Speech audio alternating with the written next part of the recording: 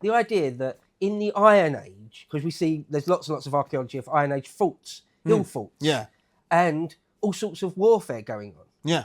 And maybe it is too low resolution, but the idea that before that, sort of in the original Stonehenge building, even the first sort of Amesbury Archer, Corded Ware, Bellbeaker people period, there was just much, much less, well, organised large-scale warfare. But then in the Iron Age, in the first Celt waves, there's just a lot more war, or there's a lot more. The archaeology seems to show a lot more sort of fortified positions, loads more arrowheads and stuff. That there's just more war in the Iron Age. Is that true or not? What's true is that there is a lot more fortification. I don't know if it means there's more war. It's hard to measure that, and I think that I hesitate to say that. What we know for sure is that Neolithic British people were violent, Bronze Age British people were violent, and Iron Age British people were violent. They were all violent. It may be that one was more violent than the other, but it's hard to measure through scale of time. But basically, in the Iron Age, in Britain there are about 3,300 hill forts built in the Iron Age. These a lot, isn't it? In any way you measure that's a lot. That's right? A lot of forts, and it's not. Some of them are on the coasts, so you could think they might be for foreign invaders, but the majority of them aren't. They're all in the centre.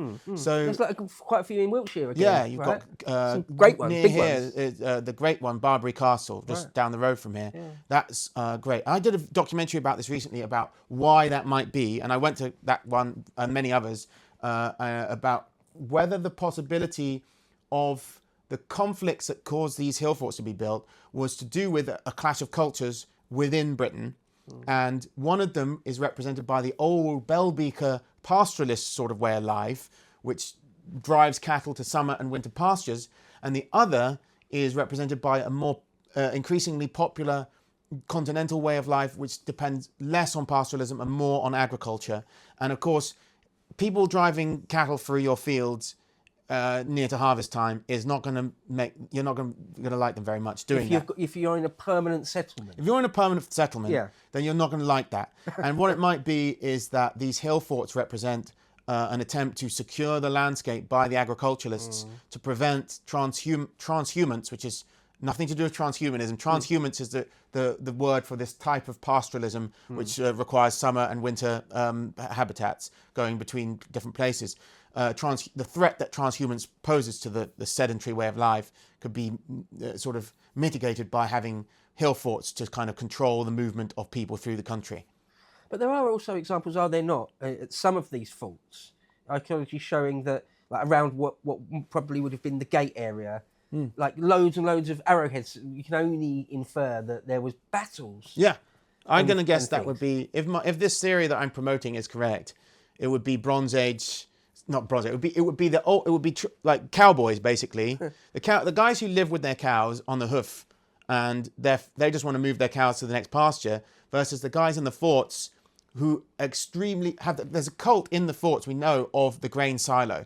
So the guy who in the big Celtic king in the fort, his power is centered on his relation to the grain silo, and these grain silos have things like the one in Danebury had like a meteorite in it. It's like holy objects they'd put inside. They'd found and they have a big feasting hall next to it. So maybe a lot of that grain was being used to brew beer, and like he was, like a Viking long haul trying to keep all his warriors on his side and say, I keep the grain flowing, I keep the beer flowing and the bread for you guys. You all have to keep fighting. And then the cowboys out in the fields are just trying to, attack all the time.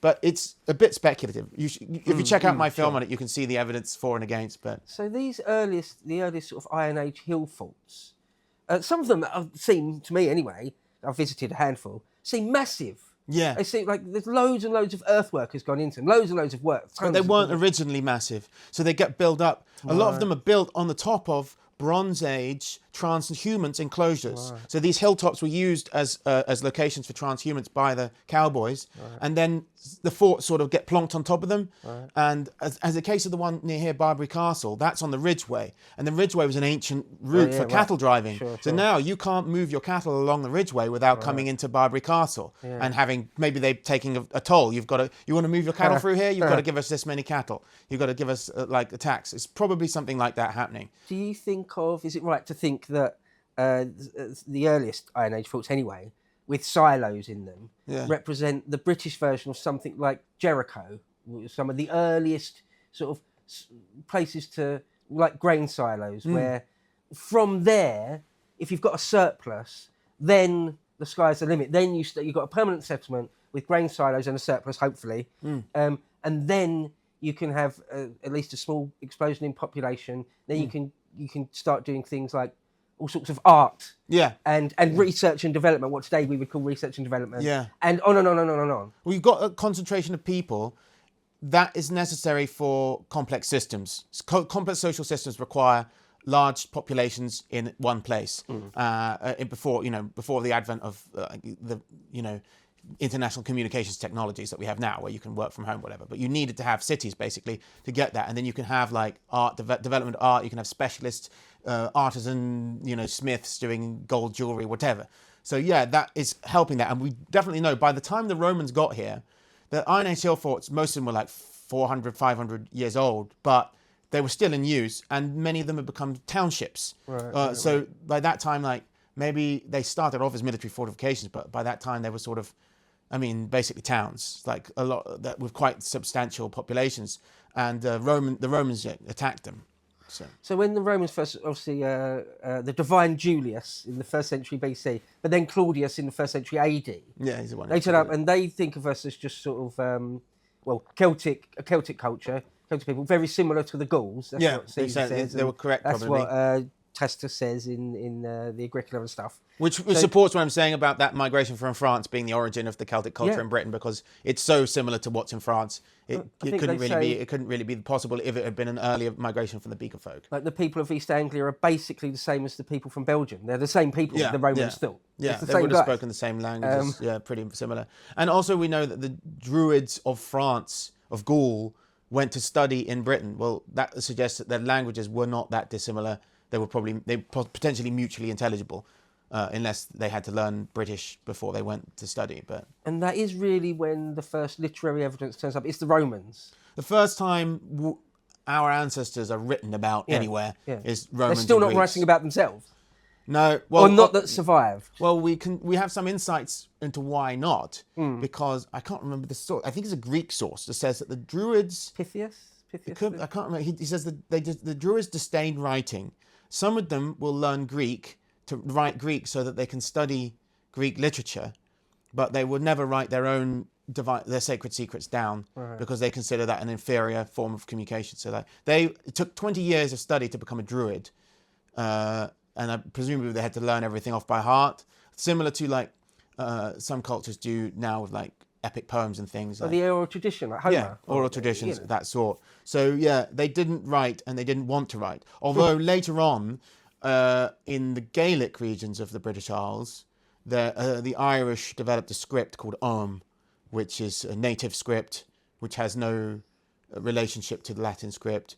But it's not used to write books or anything. It's just on some simple inscriptions, rather like runes in the Germanic world. They're just very simple memorial stones. Right. Yeah, so we have to owe we owe it to the Mediterranean world, Mediterranean classical culture, before there's any proper literary evidence of these our islands. existence. Which I've always felt slightly embarrassed about. I think it's a big part of British, a coping British identity, even in beginning with like Geoffrey of Monmouth and going on forwards through the ages, where people want to identify Britain somehow with one of the ancient sources they had. And the main ancient sources they had in medieval times were the Bible and the Aeneid. They'd lost Homer, by the way. We didn't even know about a lot of Homer stuff except via Latin sources, which is why, Latin was much more important to us than Greek in medieval times. Latin was the learned language, not Greek. We sort of rediscovered the Greek classics in the Renaissance, and then Homer becomes, some people realize, actually Homer's much better than Virgil. So, the Aeneid, it becomes a justification for Geoffrey of Monmouth to say, the Britons originate in Troy and we're Trojans. And of course, there are also people who like to say the British people were descended from ancient Egyptians or Jews or some other people who we have. Brutus. Yeah, Brutus is the Trojan. Yeah, that's it. But that's the whole point. All of those narratives are seeing what people are actually attested as living in ancient times in the literary sources that were available to them, and say, well, we must descend from one of them because we are a great people, so come on. But so that's why they erroneously assign themselves like to some relation to the Scythians or the Trojans or the Jews or whoever. We don't descend from any of those people. We have now something better than any of those historical sources, which is we developed ourselves, modern archaeology, the modern historical method, and now an extra tool, archaeogenetics.